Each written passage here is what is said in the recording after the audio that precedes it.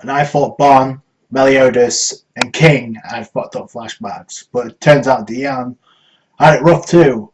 And the thing about it is, it's kind of ironic because I'm guessing the reason why she forgot about her backstory as part of the giant race is because when King actually erased her memories of King, everything she forgot about Elizabeth as well. So everything that happened before she met up with King, she had images of him, but she couldn't recall who it was. And when she talking about King, oh, you can't be him because you look like a child, so you don't resemble King at all. He was fat and chubby. Daisy before then, but I'm wondering was when King planted the flower on Diane to make her forget. The reason I find that ironic is because King got so pissed off when he found out the gopher was the one that actually manipulated Diane's memories to actually make her forget about King in the first place. So, and the reason he did it to make it seem, I wanted to see how it would turn out, like what emotions I would get.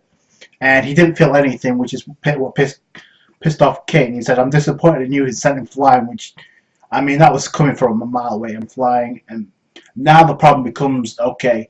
So, and I thought it was gonna be like a gag episode where she forgets her memories, but by the end it's gonna be resolved. But no, turns out it was a way of giving us more exposition on the actual backstory of the giant race, which I thought was kind of cool. I guess the time spent with Dolores and Matrona, which they both ended up losing their lives, and it turns out it's sad because the way she was brought up is she's only meant for fighting because obviously that's the way she was brought up. It's our strength, and in return we get money because of it. We get funded, so we use our physical strengths in order to get compensated, and that's all they know. And it turns out that Dolores is pretty much the one actually. The reason she doesn't want to fight because she doesn't want to kill and she doesn't want to die. So I guess Diane doesn't really exhibit those feelings until Dolores is pretty much the one that actually says, I'm leaving. I'm going to leave because I don't want to fight anymore and I don't want to die. So, but Matrona is pretty much the stone cold. It's interesting because by the end, it ends up Matrona is the one that ends up sacrificing herself to make sure Diane escapes and lives on. But the thing about it, the reason why she was so hard is because it was a request from Diane's parents to actually train Diane in a way to like make her survive on her own by trying to forget her feelings. But obviously that wasn't going to happen, especially what happened with Matrona where she got poisoned.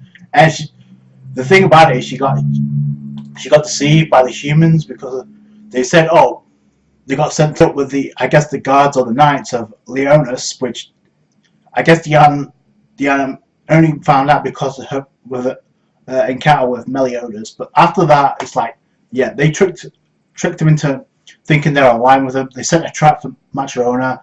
Obviously, she busted out of there and slaughtered a lot of soldiers. But in the end, she ended up getting poisoned with an arrow and ended up sacrificing herself to save Diane. Obviously, we know she made it out of there, but there's two problems to this. Number one, if she still hasn't recovered her full memories, that's going to be a problem because, remember, Meliodas stated in the previous episode, we need to train because and I think Merlin said the same thing, we need to train because we need to get ready for the Ten Commandments because we are no match. Diane encounters one of the Ten Commandments, she's fucked because Garland was the one that actually messed her up in the first place, alongside Meliodas, and I guess technically she messed up. He messed up Merlin as well because he was turned into stone. By the way, we see Merlin in I guess a holographic format this time. Actually, we actually get to see more of her than we did in the previous episode because of the sacred treasure.